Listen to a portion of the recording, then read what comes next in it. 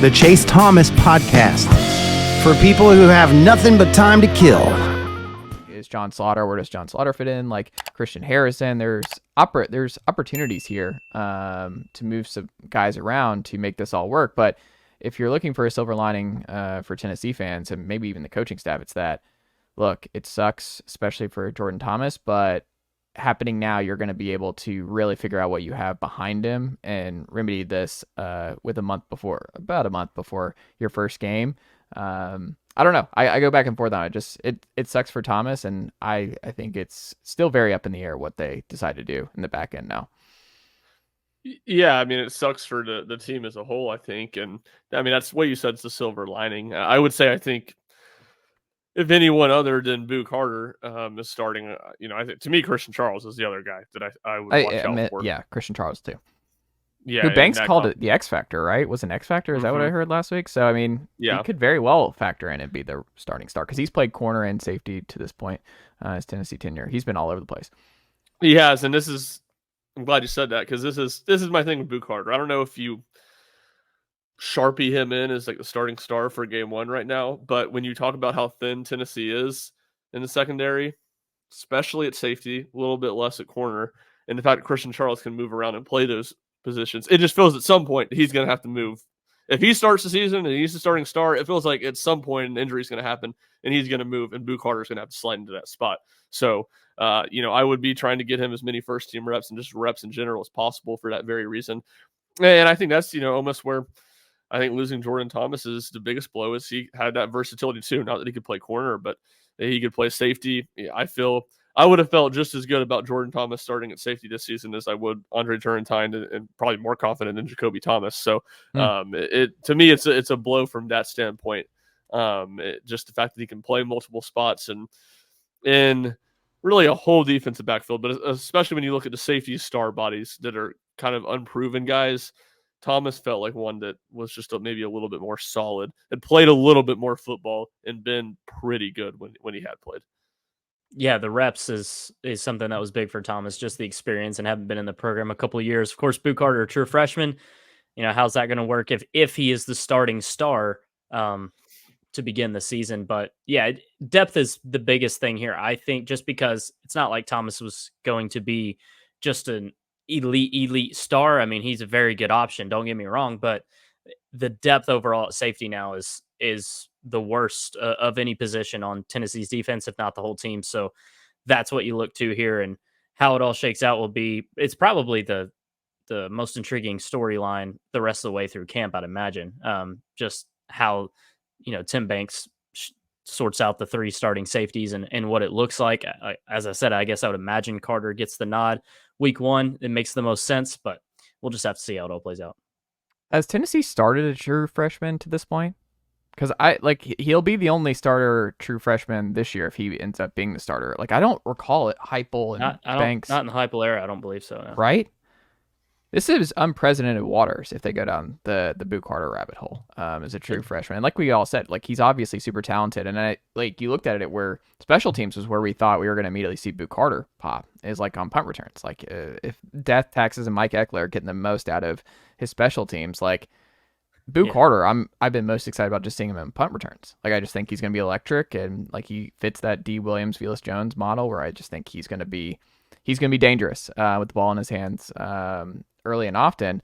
But now it's like, how does that change the special teams approach? Is that something they have to consider? It's like, can we have Boo Carter back there? Because we now really need Boo Carter healthy. Can we risk him on punt returns now because he might be starting? Like, that's something I wonder, because D. Williams, you didn't really have to worry about that the last 2 years. D. Williams was not a factor in the secondary. Boo Carter is a starter potentially. Like, I wonder how much that changes Eckler and Tennessee's thinking in terms of how they utilize Boo Carter on special teams, because that's where I think a lot of us thought he was going to make the most immediate impact as a true freshman, right? Yeah, for sure. I mean, that felt like a given, no matter what his role is going to be defensively. And it is an interesting thought to pose that maybe you don't feel like you can take that risk with him now. Kind of feel like at present you still can. Maybe they see it differently, but you're, an injury here or there away from feeling like you probably can't risk it. Ryan, do you feel like it's Boo or Christian Charles at star? I feel like those are the most likely guys. Maybe Christian Harrison is a third. I would be surprised if it's someone other than them. Christian Charles is so interesting because, I mean, when Tennessee was, pretty depleted in Heupel's first year, he was pretty exciting, I believe, as a true freshman in 21. Yeah. This guy who's played every position almost for Tennessee, it feels like, and he's just dealt with injuries all the time. So now that he's healthy, maybe he's the ultimate sleeper for this defense in that secondary, is to finally living up to that potential he had 3 years ago now, and being a real-time player for Tennessee. I don't think it'd necessarily be surprising if he becomes a starter back there all season long. He started at safety as a true freshman at Missouri, Heupel's first SEC win. And that's the game he got hurt in and didn't really play much again the rest of that season. I never really got the corner thing with him. He just always seemed to be more natural at safety, which is. You think it's because they were just worse at corner? Yeah, probably. But at the same time, it's like they were that good at safety, and they just had that. Yeah, but they just had experienced guys. I mean, they were down that South Carolina game. It was Brandon Turnage on the outside. They were down in 2022 in the corner spot. They've been thin. Yeah, we were doing some walk-ons. Wright was getting in there a little bit. Like it was. Yeah, I think corner has been worse than safety so far until this year. Yeah, because I mean, Jalen McCullough led the team in snaps last year. Wesley Walker was healthy mostly, and Tamarion McDonald. I guarantee you, Tamarion McDonald only missed the last 2 games. I mean, those 3 gobbled up a crazy amount of snaps the last 2 years. And I think that's one of the other parts with Jourdan is like, I think Jourdan was going to be better than Tamarion. Like, I think Tamarion was solid, but I think Jourdan was a potential upgrade at that star spot this year. And they don't have a lot of options. Like, it's kind of one of those things where I think you feel okay if Christian Charles, like, I think that's the best case scenario, right? Is Christian Charles holds it down and that allows Boo Carter to ease into it. Maybe you rotate a little bit more than Banks is accustomed to, but like, that's probably the best case scenario is Charles wins this job over the next 3 weeks, and then Boo Carter is able to still be a factor, but not just be thrown to the wolves right out of the gate here. Yeah, knowing Heupel and how, like you said, they've used true freshmen so far, it almost feels smart to bank on Charles starting week 1 because of being a more experienced guy. But you got to have him healthy. Like, he's just someone else. Like, yeah.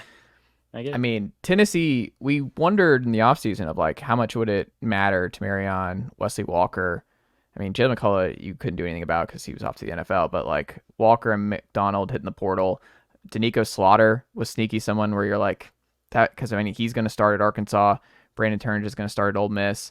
But I mean, you look at Danico where it's like, that's probably one where, I don't know. I think he was solid when he was able to be healthy. He was hurt a lot last year and he had some nagging stuff. So that kind of stunk because I thought he was going to be a solid CB. He was great in that Kentucky game, if I remember correctly, 2 years ago.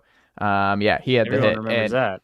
Yeah, like Danico would have been nice. Like I understand like the other ones, but like that would have been cool. Like to not have that much turnover. Like somebody like Danico to come back would have been, I think, ideal. But it's hindsight's 2020 here. I mean, Danico and Turnage, is that doing a lot? I mean, I'm not necessarily as Turnage, but I still was pro Danico. I think Danico's a good player. Yeah, I mean, I think he's a fine player. I'd rather have Ricky Gibson and Jermon McCoy as the starting corners than him, personally. But I mean, he's a guy that's a little more versatile too, and could potentially definitely could slide in. Because I think he's going to start at safety for Arkansas this year. Yeah, safety is where they recruited him at. And I'm not saying you're wrong. I'm not paying attention. Is Brandon Turnage really going to start at Ole Miss this year? Yeah. Number 6 team in the country? Yeah. Trey Harris? Let me go sell my Ole Miss stock. I mean, Brandon Turnage, come on, man. He's, I feel like, been in college for a really long time. Brandon Turnage has been around because, I mean, he came in from Bama. But, yeah, no. I look at it in terms of Tennessee is just, they're going to be thin, man. Like, at that spot, you need Christian Charles to be healthy. Maybe the guy we haven't mentioned, Caleb Beasley, maybe he factors in, like 4-star kid. And actually, maybe he has a good fall camp here, and he becomes more of a factor than we had previously expected. Because I think he's going to be a good player too. And where does he factor in? Does Jordan Matthews have some versatility? Because that's the other part of this. Is Tennessee has shown that they are more than happy to move guys around in the secondary. So just because you think a guy's going to be a corner, like if they need to move guys around, Tim Banks and Willie Martinez will move guys around. So if they don't feel good at, like they're like, Boo's ready for this, if they have to move, I mean, probably not Ricky Gibson or Jamon McCoy, but if they have to move Jordan Matthews or they have to move Jalen McMurray, the Temple transfer, That's the one I'd say to watch. yeah, I would not be surprised if one of those guys gets moved to the star spot temporarily until Boo's ready. Like they're gonna move it. There's gonna be some movement, is my guess. That's something we've learned through 3 years of the hype bowl era. Here is there will be some movement in the secondary of guys playing different spots until they find the right combination. Yeah, McMurray to me is the one to watch, and is another guy I should throw in. It wouldn't surprise me if he starts. I mean, he's been hurt early in camp, so obviously that's kind of a question mark. But to me, it feels like he's the fourth corner, and he started some games both at corner and at safety last year for Temple. So versatility was kind of one of the things that was mentioned when he committed to Tennessee back in the winter. There you go. Next up here, position outlook spotlight. Speaking of corner, when you look at that room, Jack Foster, what do you like most about the room coming into this year? How will it evolve based on what we've seen from the previous years with Willie Martinez's unit? Who is the new face that you think comes on the most in 2024? And who's your... Nicely done, nephew. The Chase Thomas podcast. Hell yeah.